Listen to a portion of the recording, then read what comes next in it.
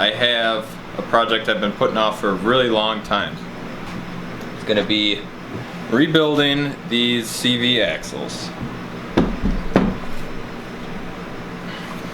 Here's the other one. It's in kind of rough shape.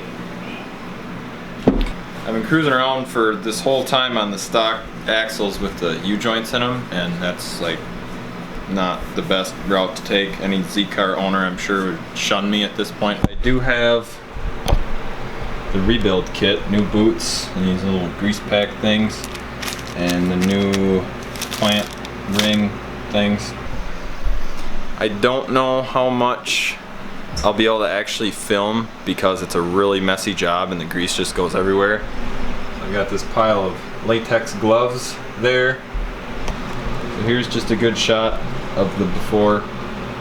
This axle doesn't have any rips or anything in it, but either way it's a good idea to put new rubber boots on.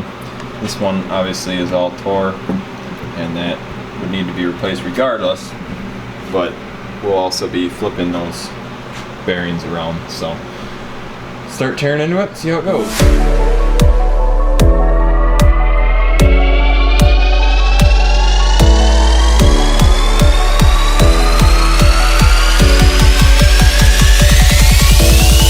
And tranquility to earth.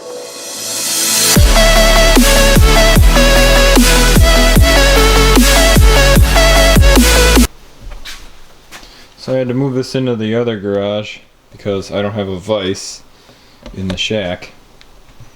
But this axle's almost done. I gotta put the clips on here and then add some grease to that and pop the outer joint back on, and then the first axle will be done. I flip the cage in this, the inner housings or CV bearing, whatever you want to call that. It's not super hard to do, but it's really time consuming and it's extremely messy with grease and just grease everywhere. So with me on my own, it's almost impossible to try to film this, so I haven't really been trying too hard, but I did look on YouTube a little bit and there's a lot of different videos on rebuilding CV axles. So if you're watching this for how-to, I'm sorry, unless I had another camera person to kind of show what I'm doing, which I don't. Otherwise I'd be able to show the process a little bit, but on my own it's just, I'd end up with 3 hours worth of filming and the angles would suck. So I'm just gonna get everything together and show you when it's done. After many hours and an injury or two and lots of frustration and mess, the axles are flipped and done. Now I just gotta paint them. I decided I'm not getting too clever. Just went with black.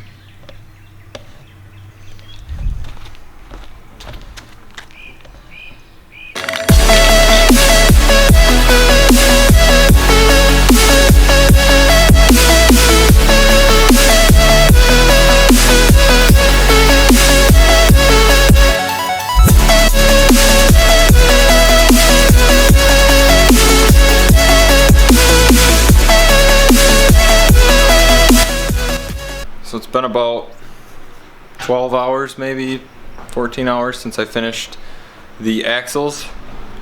This is what they look like. I decided to go all black because I didn't feel like getting too fancy taping them off, and can't go wrong just painting them black. So I think they turned out all right, and everything's all re-greased inside. Should be good to go. The cages are flipped on the inner bearings, whatever you call that. And so they're shortened on both ends, which should be just fine because they're supposedly just slightly too long. I just got a call from that shop that the diff is finally done, so I'm gonna run to town and get that.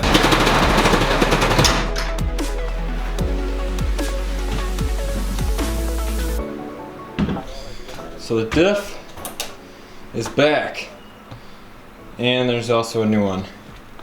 So these are both, well, this is the 390 that melted, and there's nothing left of it now. It's just gutted. It's the old ring gear and the old pinion that was out of it and the spider gears. So this is the new one. Looks a little bit more pitted up. I mean, the one I had was pretty mint, so that's kind of sad. But looks like they painted it and everything, and they sandblasted the cover for me. And it's got the limited slip unit back in it. And they sealed it all up. It's all RTV'd all the way around. Last time I used a Redline MT90, and this time I'm going to use the 75 140 gear oil.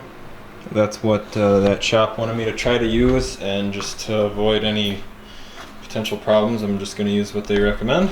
It's actually been over 2 months since that diff originally catastrophically failed on the dyno the first time. So tonight, just now finally getting it back. Super exciting. So we're going to pair the new diff up with the new CV axles, and we should be in good shape. Kyle has the companion flanges for the CV axles, so we're going to get those put in, and hopefully everything all just in one shot tomorrow and be done with it, and we're going to see how it goes. It is a very nice day out today, and I'm going to attempt to put the new rear end in the car now. These are the new companion flanges that Kyle made for me. I like to put some paint on them so that they don't rust. But I just drilled out these holes because he had them just cut with a plasma cutter, just to kind of mark the holes, I guess. So they're pretty close as far as lining up. Hopefully everything works. I made them just barely oversized just to make sure that a 12mm bolt will go through and everything will fit. I'm not sure if the stock axle bolts are going to be long enough to accommodate the thicker flanges. So there's a good chance I might have to go back to the hardware store, get some longer, like grade 8 or grade 10 bolts or whatever. But as far as all that goes, I'm going to lay everything out, sweep out this floor a little bit because it's kind of a sandy mess, and get the car jacked up, pull the old 354 out, and see if we can make all this new stuff work. Alright, I got everything laid out that I need to put in the car. I think that's all of it. And this new R200 has the stub axle still in it, so I'm going to have to pull those out, but the left and right sides are different.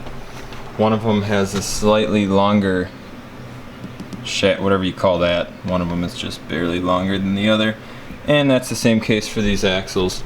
So once I pull those out, that's how I'm going to know what's left and what's right. The only thing I'm not sure about is getting the original companion flange out. I've never done that before, so that might be a little bit of a learning experience. We'll see how it goes. Otherwise, as far as the diff and the actual half shafts go, shouldn't be too hard. For the future. Honor for us to be able to participate here today. And thank you very much, and I look forward, all of us look forward to seeing you on the Hornet on Thursday. Look forward to that very much.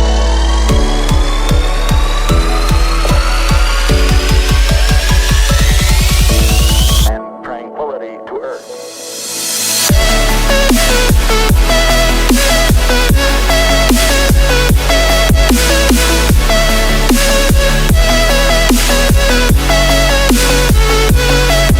Now we have another problem.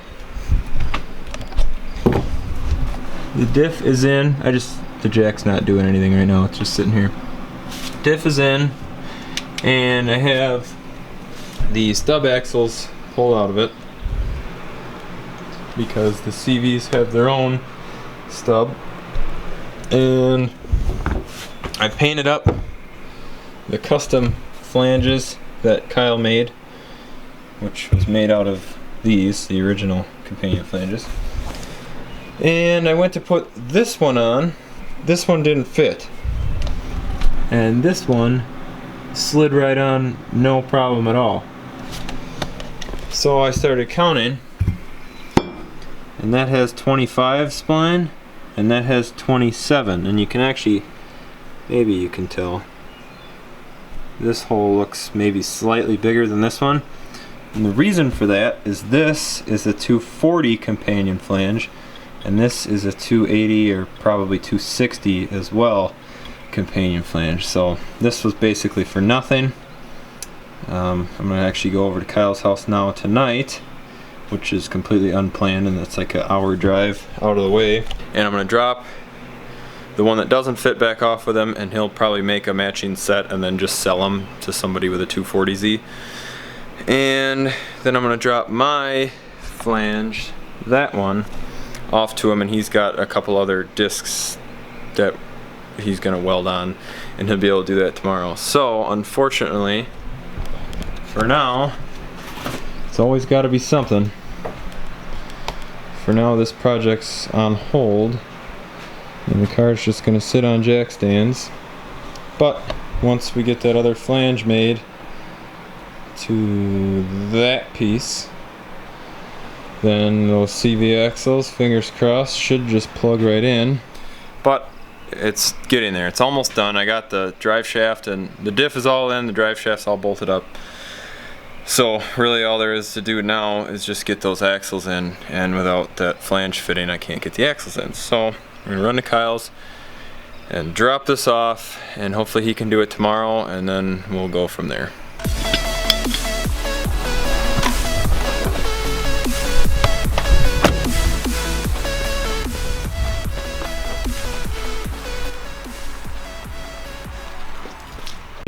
So I don't think I filmed it the other day, but Kyle's engine, something with the head is all screwed up. It wasn't draining oil from the head back into the oil passages or whatever, and it basically just almost grenaded. Like, it still ran, I think, but it is no good. So he pulled it out in a couple hours. I think today actually he pulled it out, and he's gonna put my old engine in its place. Oh, there's Kyle. Hello. Alright guys, so I'm back home. Kyle's gonna work on those CV axle companion flanges, or the one. One of them fits, one didn't, so he's gonna work on the one that didn't with the flange that I just dropped off at his house. Hopefully tomorrow I'll be able to go get it and be able to finish this project tomorrow night, or for sure by the weekend, because I want to get this video out sooner rather than later.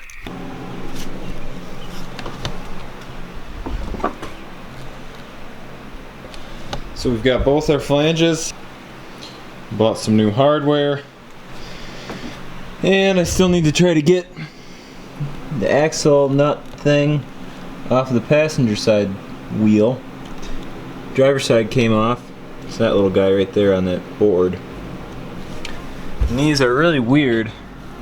I'm probably gonna get some criticism because I'm gonna reuse them, and I don't think you're supposed to. But once the nut gets tight, this lip gets crimped. You can see where some previous owner undid it because they must have needed to get that flange off for some reason. I don't know if you can tell, but right there, that's the other companion flange, but if you can see the way the nut is crimped onto that bolt or spindle or whatever you want to call that. So I got to figure out a way to uncrimp that. So I'll just find something sharp to wedge into it and start pounding on it with a hammer and see what happens.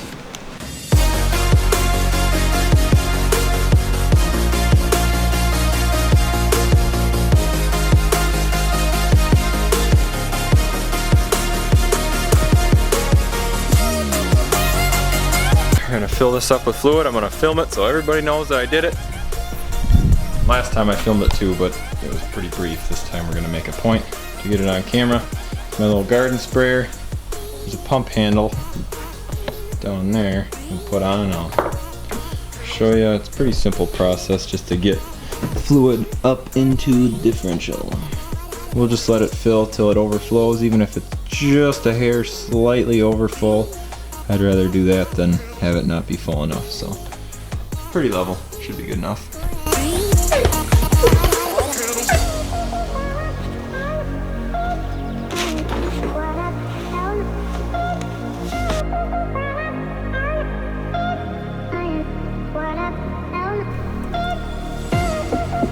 it only takes 1.3 liters, which is like a quart and a half. I couldn't remember if it was 2.5 or 2 or 1.5, but it's 1.5 for the R200, at least the one in the Z's. And it's full of oil. I think what I'm gonna do for now, because I cannot get that axle nut off. So, the only way I can see to get it off, I don't really have access to a torch in here. So I'm gonna cut it off, as I saw somebody in one of the forums did, because the way it's crimped on there. And I ordered a new axle nut for this side at least, and I'll just have to wait a week. So for now I got one CV axle in, and just so I can drive the car I'm going to throw one of the stock axles back in. So we'll have one CV and one stock U-jointed axle, which I don't want to do at all because I hate redoing stuff, but I'd rather be able to drive the car.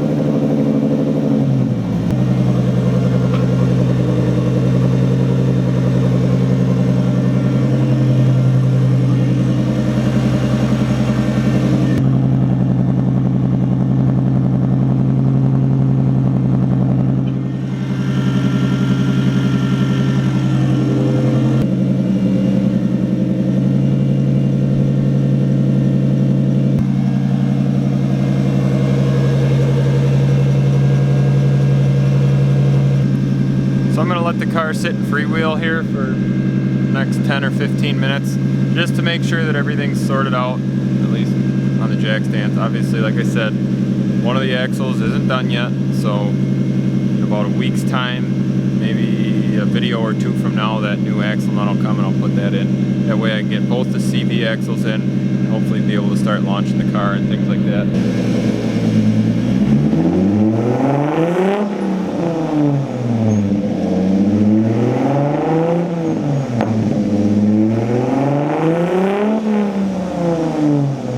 I ran it for maybe 10 minutes. Probably gonna run it for maybe another 5 minutes or so before I start actually driving it. But so far everything seems good. With the exception of that axle nut, install so far is pretty smooth. The CV axle, at least on the driver's side, went in as planned. And that's about all I got time for in this one. I've got a lot of footage to sort through because this took place over the course of about a week. And I'll try to edit it all in one sitting and get this video out to you guys because it's been a while since I've had a video. So thanks for watching, guys. In the next one, hopefully we'll be doing some burnouts, putting this limited slip to use, and car should be a lot quicker with the, at least a little bit quicker with the 390 gears instead of the 354. So thanks for watching, guys, and we'll see you next time.